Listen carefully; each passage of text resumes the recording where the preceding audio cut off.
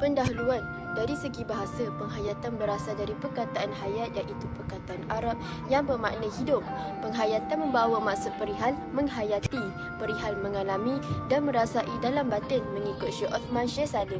Manakala agama membawa maksud menghayati, mengamal dan melaksanakan suruhan agama secara menyeluruh dalam setiap aspek kehidupan iaitu akidah, ibadah, akhlak dan syariah.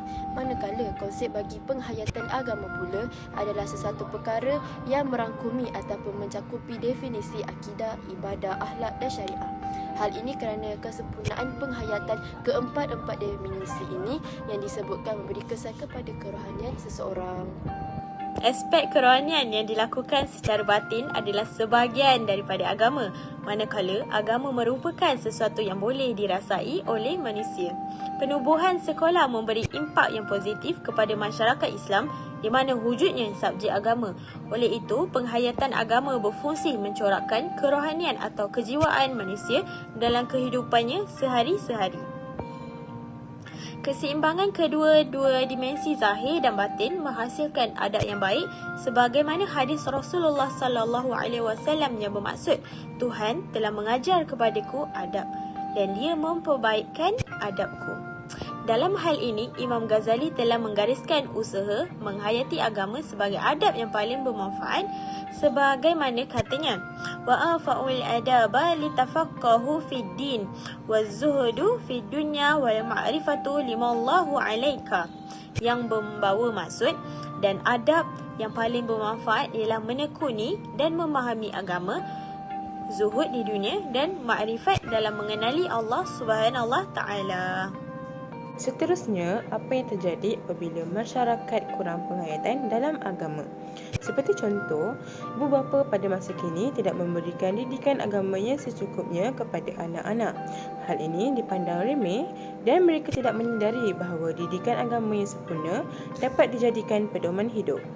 Mereka lebih mementingkan soal ekonomi dan kebendaan daripada mendidik anak-anak mengenai ilmu agama. Hal ini menyebabkan pengetahuan agama anak-anak agak cetek dan masih tidak dapat membezakan tentang perkara yang baik maupun yang buruk.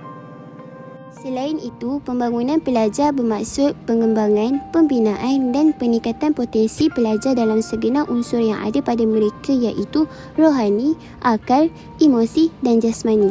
Pembangunan potensi pelajar dalam setiap aspek dapat menambah nilai yang baik dalam diri mereka dari segi pengetahuan, kemahiran, kepimpinan dan kepribadian. Penghayatan agama yang merangkumi semua aspek keperluan kehidupan mempunyai fungsi penting dalam membangunkan manusia dari segi spiritual, intelektual, emosi dan fizikal. Pembangunan berteraskan penghayatan agama merupakan sesuatu yang sangat penting. Prinsip agama merupakan salah satu daya untuk mengawal masyarakat dari aspek tingkah laku. Seterusnya, sangat penting bagi seseorang untuk memahami tentang makna dan isi kandungan syahadah kerana dapat terpelihara daripada terpengaruh dengan golongan sesat ataupun ahli bidah. Ia mengandungi tentang kewujudan zat, sifat dan segala perbuatan Allah dan kebenaran Nabi, termasuk perkara yang didengar melalui pengajaran agama. Akhir sekali yang dapat saya simpulkan, penghayatan agama adalah menghayati, mengamal serta melaksanakan akidah, ibadah dan akhlak yang memberi kesan kepada bahagian dalaman batin atau rohani setiap manusia. Sebagai contoh, pembangunan setiap pelajar mencadangkan penghayatan agama yang berteraskan pendekatan pembersihan jiwa tazkiyah an-nafs untuk dijadikan panduan dan diberikan keutamaan oleh pihak atasan dalam perancangan pembangunan masyarakat zaman kini. Sekian, terima kasih.